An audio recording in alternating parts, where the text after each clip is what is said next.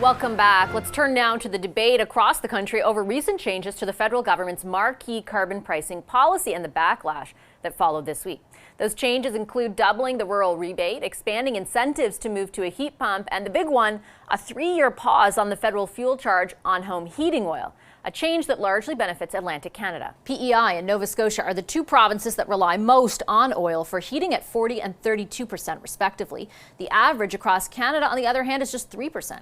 The carbon tax came into effect in Atlantic Canada on July 1st, and the Liberals have been sliding in public opinion polling ever since. Now, politicians of different stripes are calling for the same carve-out for other home heating fuels like natural gas. The Prime Minister's answer to those calls? No way, no how. There will absolutely not be any other carve-outs or suspensions of the price on pollution. This is designed to phase out home heating oil the way we made a decision to phase out coal. Meanwhile, there'll be a vote tomorrow on a non-binding Conservative motion to exempt all home heating fuels from the carbon tax, and the NDP says they're going to support it. Let's pause the carbon tax on all home heating until Canadians go to the polls so that we can have a carbon tax election. We believe that the panicked reaction of Liberals a few days ago, it seemed to be tied to electoral chances more than anything else. So where do the feds go from here? Minister of Employment and Alberta MP Randy Boissonnault is with me now. Hi, Minister Boissonnault. Pleasure to welcome you back to the program. Thanks for making the time.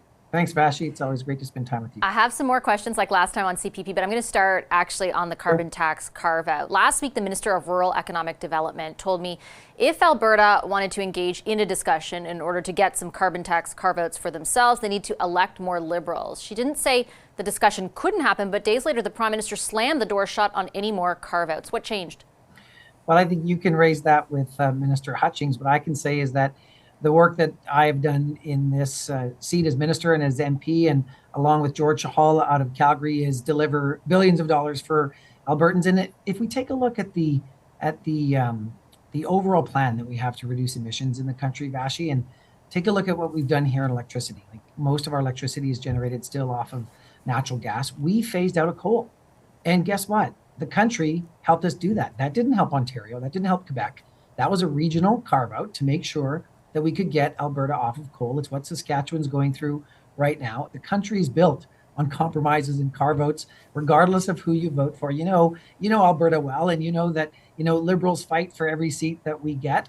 And we do that work with our colleagues across the country. And what we have here is a program that's going to help Albertans, Ontarians, folks in Atlantic Canada switch from home heating oil, which is 2 to 4 times more expensive, and twice as polluting, to heat pumps. And because the people who have these tend to be, in areas of energy poverty, they don't got another option, and they tend to be lower income Canadians. The fact that we're working with provinces to make sure that they get these heat pumps for free is compassionate, responsible. These people will save money after they get the heat pumps, and they'll reduce their emissions. So Minister, I think there's. Oh, pardon me. Go ahead. Go ahead. No, I was just going to say, if it is going to benefit people right across the country, why was it only the Atlantic Caucus standing behind the Prime Minister when he made that announcement? I think the Atlantic colleagues were hearing from their constituents throughout the summer that heating oil was, concerning for them because of the high price of heating oil. Like, if you take a look at our natural gas here in Alberta, Vashi, it's stable. The prices have gone up a little bit, about 23%, but the price of heating oil is up like 75%. And look, let me be really clear. If the Premier of Alberta wants to meet us halfway, we will make sure that Albertans who are heating with home heating oil get the same opportunity as Atlantic Canada, and every single Canadian who gets the rural top-up right now will see that rural top-up doubled, which means more money in the pockets of rural Albertans. And so, but with all due respect, Minister, there are relatively very few people in Alberta, almost none, who use heating oil compared to the portion of Atlantic Canada that do. Is it not disingenuous of you to say, and the rest of your government to all of a sudden say, after standing next to the Atlantic Caucus when the announcement was made, actually this is for everyone, if you want to convert to a heat pump, you can? I mean, the reality is that people right across this country are facing an affordability affordability crisis. Yes, heating oil is more expensive, but other stuff in Alberta can be more expensive too. Are you really saying that your constituents at no time have asked you to lobby your government for a break in affordability and a break with the carbon tax? So let's get to some facts. There are more people who heat their home with heating oil in Ontario than there are in all of Atlantic Canada combined. It's 4% of Ontario, and it's more than 40% of PEI. So you're using the population to be a bit disingenuous, are you not? But absolutely, because we're talking about people, not percents, Vashi.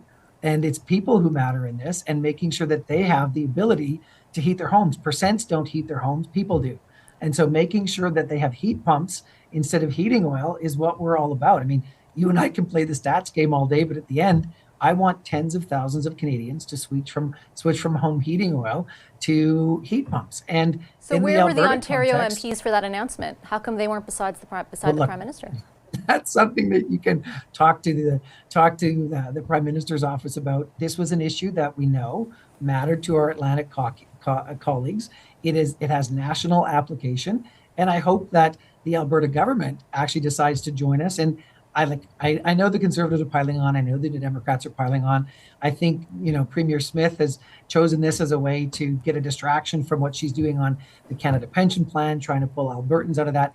But I lobby for Albertans every single day. It's how we got $10 a day childcare done. We've got the world's first net zero cement plant setting up in my city. So billions of dollars of investment for people, because that's what they asked me to do. So the other thing they're asking me to do is defend their pensions. And I'm going to get to the pension in a second, I promise. But sure. I just want to flag that it's not just Conservative premiers or the Tories federally that are piling on. It's also Rachel Notley, the leader of the NDP opposition in Alberta, who agrees with the provincial government in their stance on this. It's Carla Beck in the provincial NDP in Saskatchewan, who agrees with their government, even on the threat to hold back collecting the carbon tax as of January, as a result of what your government has announced. Why have you become so dug in on not being able to?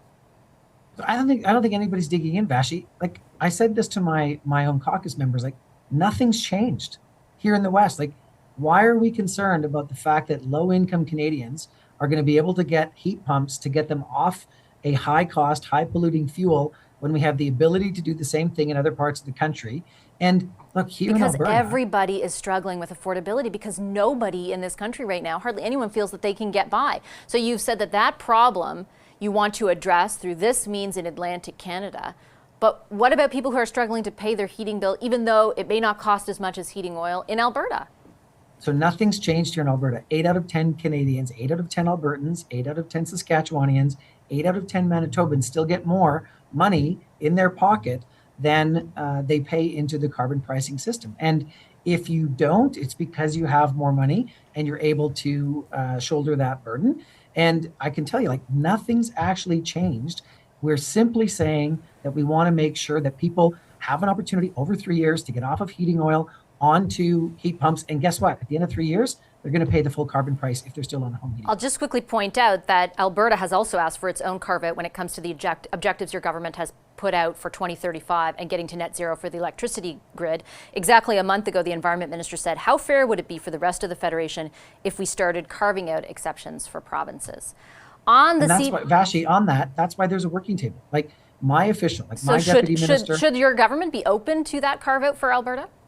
Well, there's a working table that's looking at a whole series of issues. And I already indicated that a carve-out exists for electricity generation. It's the actual exemption that we have right now to have the power that's probably powering the building that I'm in. So, but the carve-out that the carve-out specifically the government is asking for is an extension of that deadline of 2035 for the grid. The Environment Minister on this program said no way, no how. Are you saying that there's a different conversation going on? I'm saying there's a working table, and these are conversations. It's why we asked the Premier Smith and her government to sit down at the table with us. Officials are having those conversations, and my own deputy minister is part of those conversations. And so we're going to continue to push to work with Alberta to find common ground on all of these energy issues so that we have a system that's going to help energy and communities and both of our governments to continue to reduce emissions. I do want to ask you, as promised, about the Sure. CPP. I heard Minister Absolutely. Freeland say that you will get the head actuary to analyze a number, basically, which is, of course, at the center of all of this back and forth. Do you have a timeline anticipated for when you might be able to produce that number? And will it be tabled just to the Alberta government, or will it be made publicly available? We don't have a timeline on that yet. It's going to take the chief actuary some time to come up with that number. And what was also said is that she wants the chief actuary and Alberta officials to work together. So that's an important piece. The finance ministers did state very clearly how much Albertans have contributed. And as I said with you before, like, I don't want as Albertans for us to decide that we're literally going to throw away one of the best managed pensions in the world for a questionable new program. And quite frankly, I just have to say it's a one-way ticket. I've said that before. It's like a divorce, Bashi. You don't get to come back. And so we got to let cooler heads prevail. This is an Alberta government proposal. It's not a proposal from Albertans. And if it comes to a referendum, I'll be leading the Remain side. Okay, Minister, I'll leave it there. Appreciate your time as always. Thank you.